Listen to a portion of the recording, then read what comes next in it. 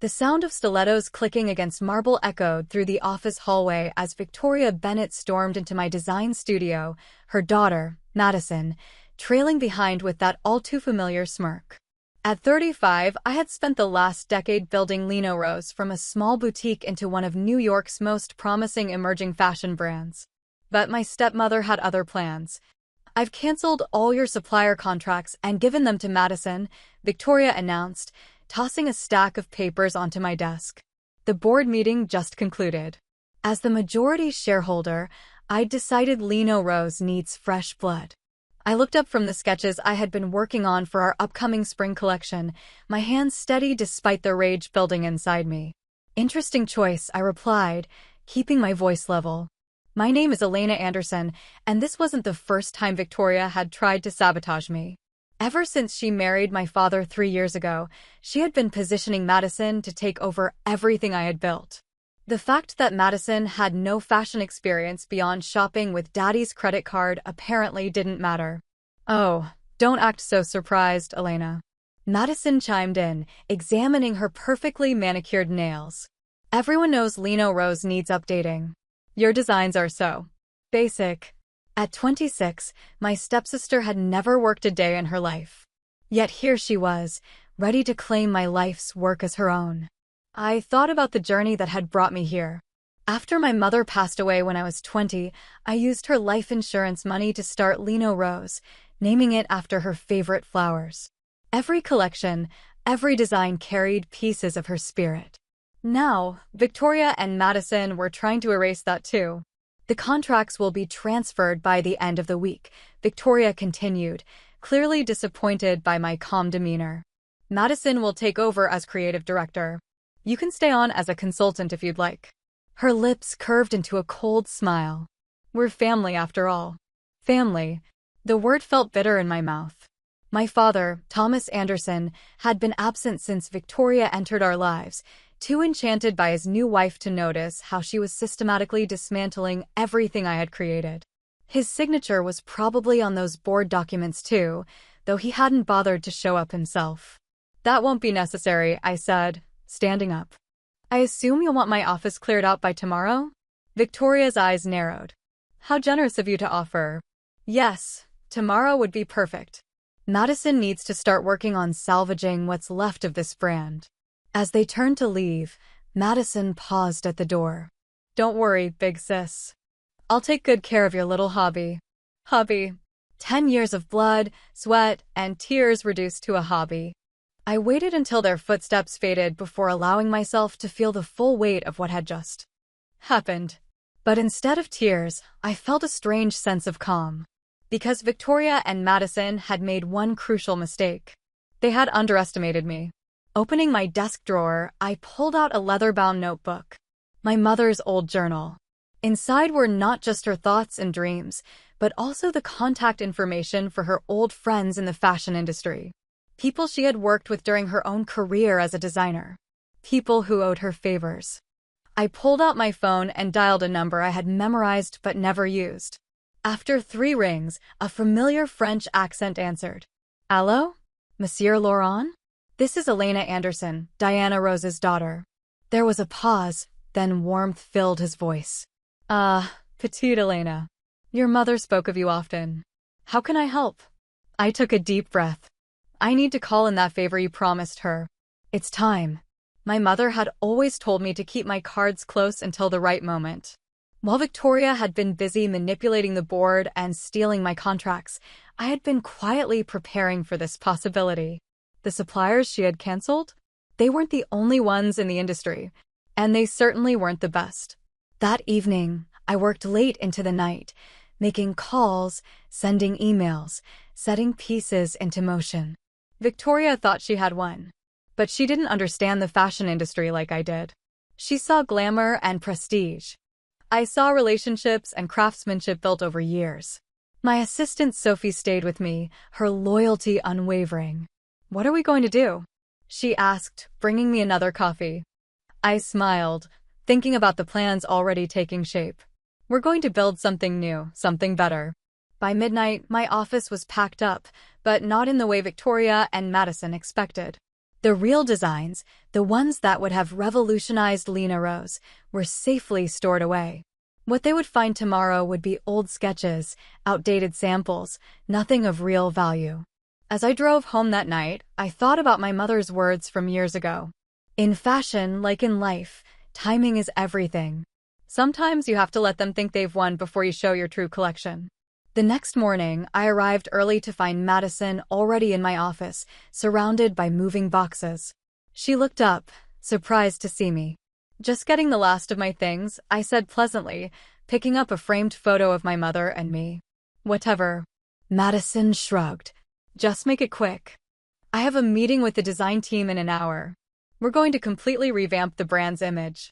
I nodded, hiding my smile. What Madison didn't know was that half the design team had already resigned, following me to my next venture. Loyalty in fashion was rare, but my mother had taught me to treat everyone, from seamstresses to models, with respect. It was paying off now.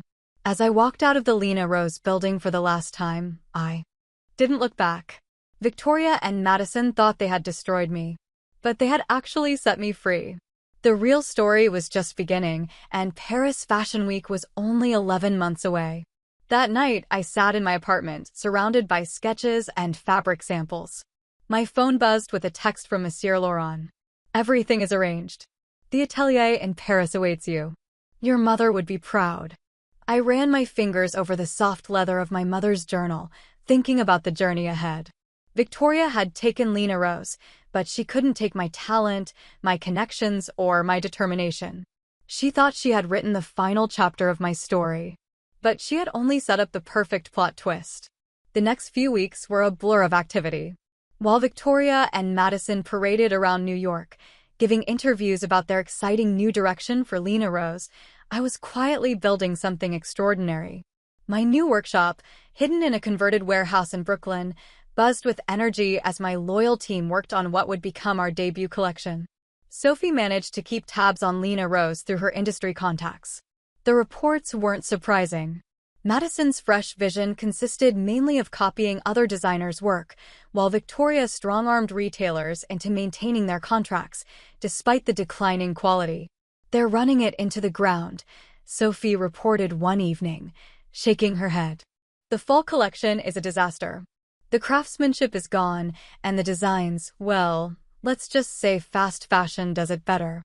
I focus on my work, channeling every emotion into my designs. This collection would be different from anything I had done at Lena Rose. It was bolder, more authentic, infused with both pain and triumph. Each piece told a story of resilience, of rising from the ashes. The fashion industry thrives on whispers, and soon, quiet rumors began circulating about a mysterious new designer preparing something extraordinary for Paris. Victoria and Madison, too caught up in a perceived victory, paid no attention to these mamas. 3 months after being forced out of Lena Rose, I received another call from Monsieur Laurent. "Everything is set, Sherry. The slot at Paris Fashion Week is yours. Show them what real fashion looks like." That evening, as I stood in my workshop surrounded by the beginnings of my new collection, I finally allowed myself to smile. Victoria thought she had destroyed my fashion brand, but she had actually given me the push I needed to create something far more meaningful. 6 months after being ousted from Lena Rose, I stood in my Brooklyn workshop, surrounded by what would become my redemption. The space hummed with the sound of sewing machines and quiet conversation as my team worked tirelessly on our Digby collection. Every stitch, every seam was a step closer to Paris. "Elena, you need to see this," Sophie called from her desk, turning her laptop screen toward me. The headline made my stomach turn. "Lena Rose faces quality complaints as major retailers consider pulling out." The article detailed how the brand, my brand, was struggling under its new leadership. Madison's lack of experience was showing, and Victoria's aggressive management style had alienated key partners. The photos accompanying the piece show poorly constructed garments and derivative designs that bore little resemblance to the quality Lena Rose had once been known for. "They're destroying everything we built," Sophie said quietly. I shook my head, returning to the intricate beadwork I'd been supervising. "They're destroying everything they stole," I corrected her. "What we built is right here." The truth was, watching Lena Rose's decline hurt more than I wanted to admit. It was like seeing someone slowly dismantle your childhood home. But I couldn't afford to dwell on it, not with Paris Fashion Week just 5 months away. My phone buzzed with a text from Monsieur Laurent. Just saw the latest Lena Rose pieces. Catastrophe. But your samples, magnifique. The buyers are already asking questions. I smiled, thinking about the carefully orchestrated whispers we'd been feeding into the fashion grapevine. The industry thrived on mystery and anticipation, and we were giving them exactly that. No one knew I was behind the new label yet. All they knew was that something extraordinary was coming. That afternoon, I had a meeting with Marie Chin, a buyer from one of the most prestigious department stores in Paris. She had flown in specifically to see our progress, having heard rumors about our collection. These pieces, she said, running her fingers over a hand-beaded evening gown. They tell a story. Each one is like a chapter in a book I can't wait to finish reading. I watched as she examined the craftsmanship, knowing how her eyes widened at certain details. This wasn't just fashion. It was artistry, emotion translated into fabric and form. Every piece carried echoes of my journey, strength disguised as elegance, resilience masked as beauty. The market is hungry for something real, Marie continued. Something with soul. Lena Rose used to have that. But now, she shrugged eloquently. Their latest collection feels empty. But this, she gestured to the workshop, this is what fashion should be. After she left, I received an email that made my heart race. The Chambre Syndicale de la Haute Couture had reviewed our preliminary submissions. We were officially approved for the Haute Couture segment of Paris Fashion Week, a rare honor for a new label. That evening, as I was leaving the workshop, I quite literally ran into my father outside the building. The shock on his face told me he hadn't known this was where I'd been working. "Elena," he said, looking confused. "What are you doing here?" I straightened my spine, meeting his gaze. "Working, Dad, something you might want to remind Madison about." He had the grace to look uncomfortable. "About that, I know things have been difficult, but Victoria assures me Madison is learning quickly. The transition has been disastrous?" I supplied. "Yes, I've seen the reviews." "Was it worth it, Dad? Trading your daughter's dream for your wife's approval." "Elena, that's not fair. We're still family." "Family?" I laughed, but there was no humor in it. Family doesn't destroy what someone spent a decade building. Family doesn't stand by while their child's work is stolen. "But you know what? Thank you. Thank you," he repeated, bewildered. "Yes, because if you and Victoria hadn't shown me exactly who you are, I might never have found the courage to do this." I gestured to the workshop behind me. "Now he'll excuse me. I have work to do." I left him standing there, his expression a mixture of confusion and dawning realization. Let him wonder. Let him worry. The time for explanations was long past. Back in my apartment that night, I received another call from Sophie. "Victoria's trying to track down our suppliers," she reported. "She's figured out something's happening, but she doesn't know what." I smiled, thinking of the contracts I'd secured through my mother's old connections. Let her try. Those relationships weren't built with money. They were built with trust and respect. Two things Victoria knows nothing about. The next few weeks were crucial. As we finalized the collection, news of Lena Rose's troubles continued to mount. Madison's attempts to copy other designers had resulted in several legal threats, and Victoria's response, throwing lawyers and money at the problem, only made things worse. One morning, I arrived at the workshop to find an unexpected visitor waiting. It was Isabel Romano, one of the most influential fashion journalists in the industry. "I hope you don't mind the ambush," she said, rising from her seat. But when I heard whispers about what was happening here, I had to see for myself. I knew Isabella from my Lena Rose days. She had been one of the first to recognize my talent. More importantly, she had been my mother's friend. "Your mother would be proud," she said, looking around the workshop. "She always said you would surpass her, and now I see it. This collection. It's not just fashion. It's a statement." As she toured the workshop, examining pieces and talking with my team, I could see her piecing the story together. Isabella had always been known for her ability to spot not just trends, but narratives in the fashion world. "You're not just creating clothes," she said finally. "You're creating redemption. This is your response to what happened at Lena Rose, isn't it?" I nodded, seeing no point in denying it. Everything they took from me taught me something. Every betrayal made these designs stronger. Isabella's article appeared 2 weeks later. While it didn't name me directly, it painted a compelling picture of a phoenix rising from the ashes of corporate greed and hinted at a debut that would shake the foundations of Paris Fashion Week. The response was immediate. Industry insiders began speculating about the mysterious new designer, and buyers started reaching out, trying to secure appointments during Paris Fashion Week. Victoria must have read the article too, because the next day, I received my first direct contact from her since the takeover. The email was brief but telling. "Whatever you're planning, remember who still controls the Lena Rose name. Don't do anything you'll regret." I forwarded the email to my lawyer without responding. Victoria's threat was empty. She might control the Lena Rose name, but she couldn't control what was coming. 3 months before Paris Fashion Week, we began final fittings. The collection had evolved into something even more powerful than I'd initially envisioned. Each piece carried elements of my journey, structures that seemed delicate but proved unbreakable, designs that revealed hidden strength in unexpected places. The centerpiece was a gown that told my entire story. At first glance, it appeared to be a simple black dress. But as the wearer moved, layers of color and texture were revealed, like truth emerging from darkness. The beading pattern, visible only under certain lights, spelled out rise in my mother's handwriting, taken from one of her old design sketches. Madison must have been feeling the pressure because she began making desperate moves. She tried to poach members of my team, offering double their salaries. Not one accepted. "Money isn't everything," my head seamstress told me after turning down Madison's offer. "Some things matter more, like loyalty and respect." 2 months before Paris, we received word that Lena Rose was struggling to complete their collection. Victoria had resorted to hiring freelance designers to fill the gaps left by Madison's inadequate leadership. But the results were disjointed and uninspired. Victoria and Madison would find out soon enough. But first, they'd have to watch as their stolen kingdom crumbled around them.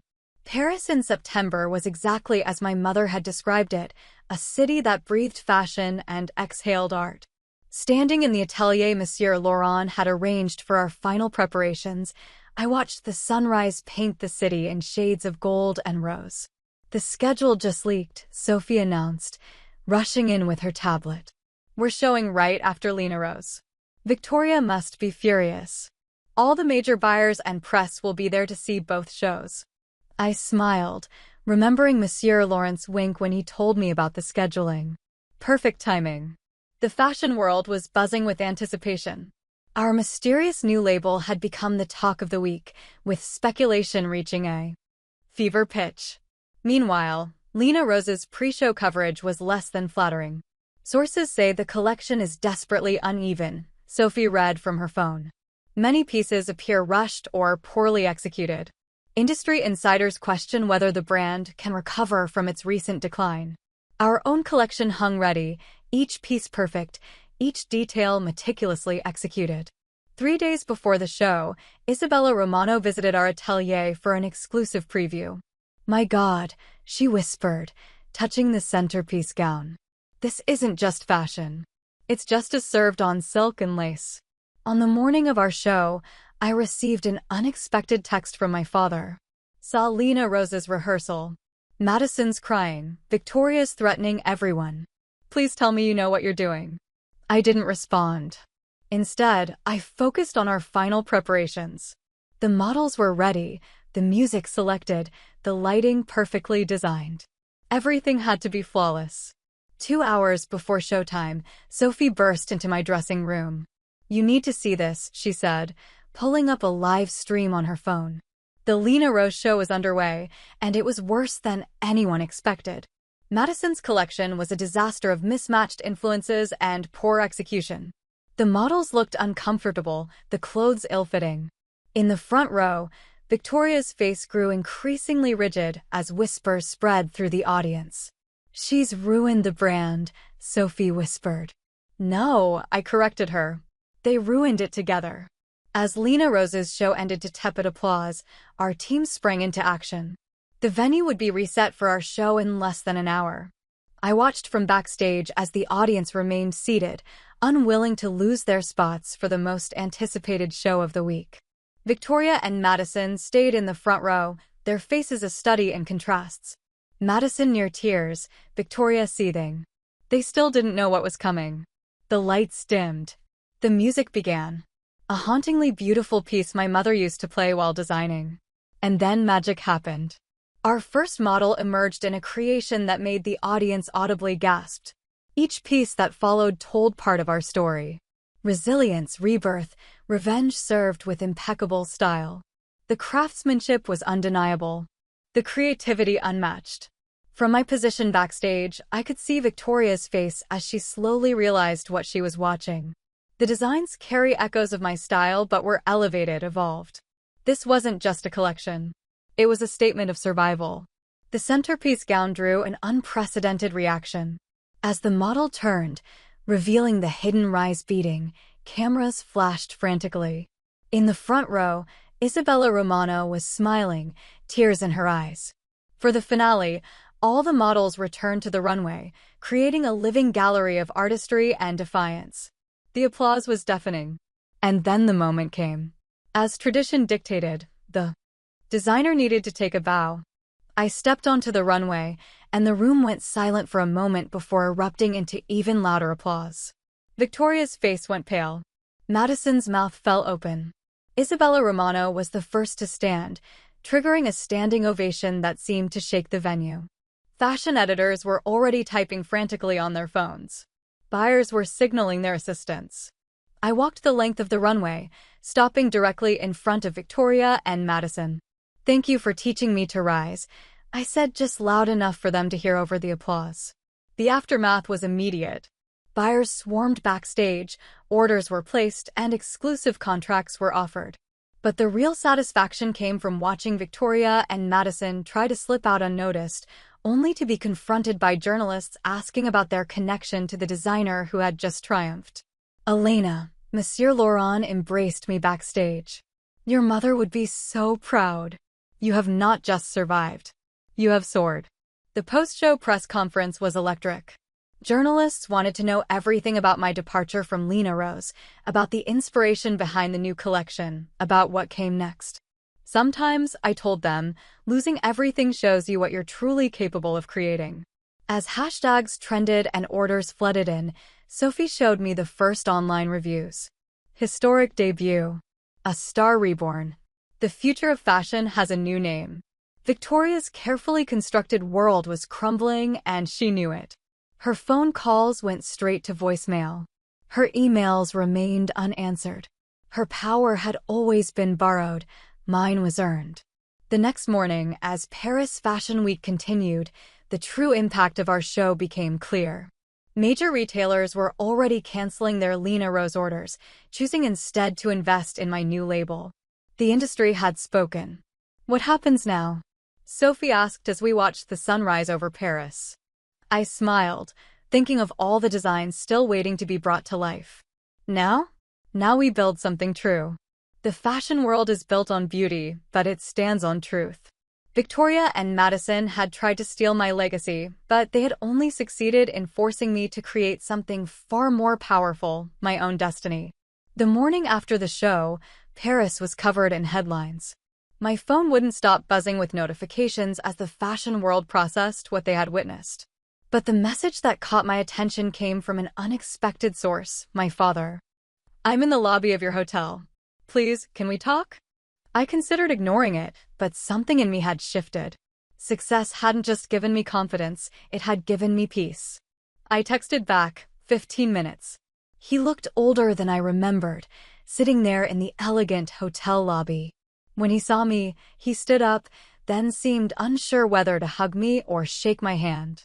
He ended up doing neither. "Your mother's beading technique," he said quietly. I recognized it in the Finelle piece. She would have loved that. You noticed? I was surprised. He had always seemed so disconnected from our fashion discussions. I noticed everything, Elena.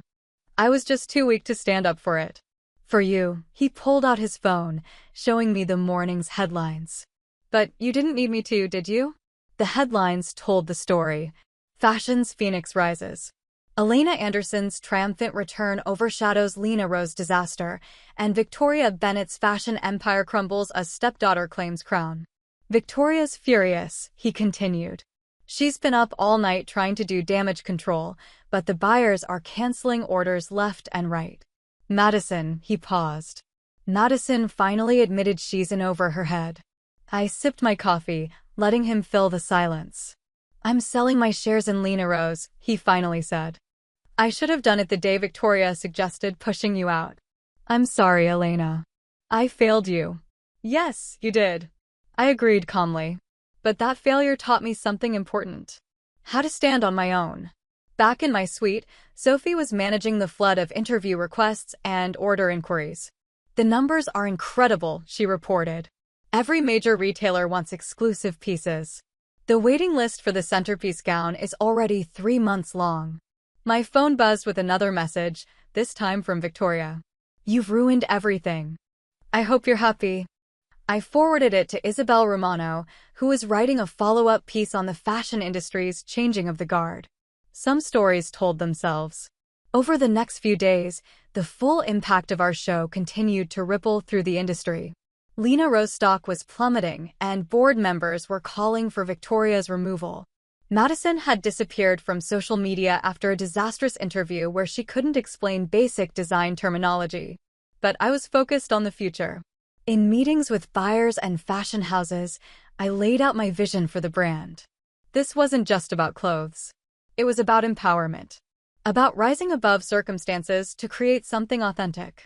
Your story sells, Marie-chan told me during one such meeting. But your talent? That's what's going to build an empire. A week after the show, I received an unexpected visitor at our Paris atelier.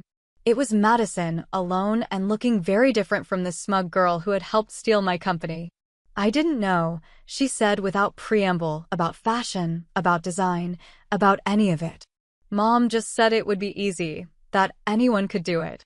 I continued sketching, letting her squirm. The thing is, she continued, watching your show, I finally understood what real design looks like. What real talent is. She placed an envelope on my desk. I'm resigning from Lena Rose.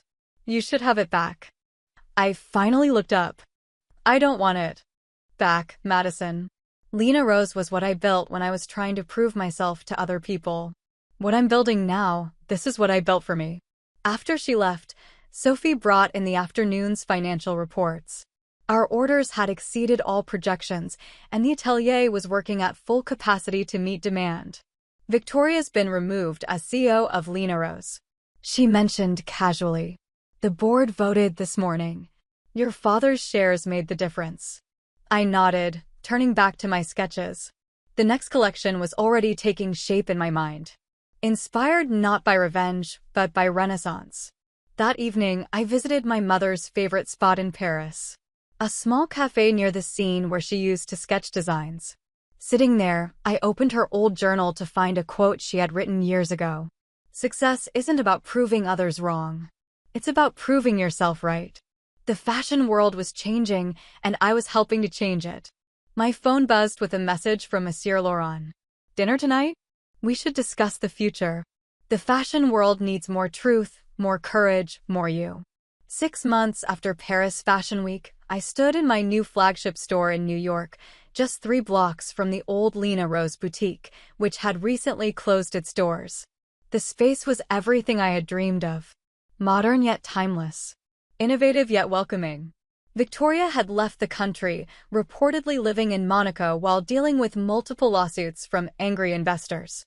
Madison had enrolled in fashion school, finally learning the craft from the ground up. And my father? He was slowly, cautiously finding his way back into my life, not as a protector or authority figure, but as someone learning to respect the woman his daughter had become. Ready? Sophie asked, holding the scissors for the ribbon-cutting ceremony. Outside, A crowd had gathered, fashion press, industry leaders, and loyal customers eager to be part of this new chapter. Isabella Romano stood in front, notebook ready, while Monsieur Laurent beamed proudly from the sidelines. "I'm ready," I said, taking the scissors. As I cut the ribbon, cheers erupted from the crowd. But my eyes were drawn to a small detail above the door. A single crystal rose, catching the morning light and breaking it into 1,000 brilliant possibilities. My mother had always said that fashion was about transformation. She was right, but not just about clothes. Sometimes the greatest designs are the ones we create from our own lives, turning pain into beauty, betrayal into strength, endings into beginnings. The store filled with people, but I took a moment to myself, touching the rose pendant I always wore, the last gift my mother had given me. "We did it, Mom," I whispered. We rose. Later that evening, as I worked on sketches for my next collection, I received one final email from Victoria. "You think you've won, but you'll always be the girl who lost her company." I smiled, thinking of the empire I had built from that loss, the strength I had found in that fall, and the truth I had discovered along the way. Some people spend their lives holding on to what they've taken. Others spend their lives creating something new. I chose to create.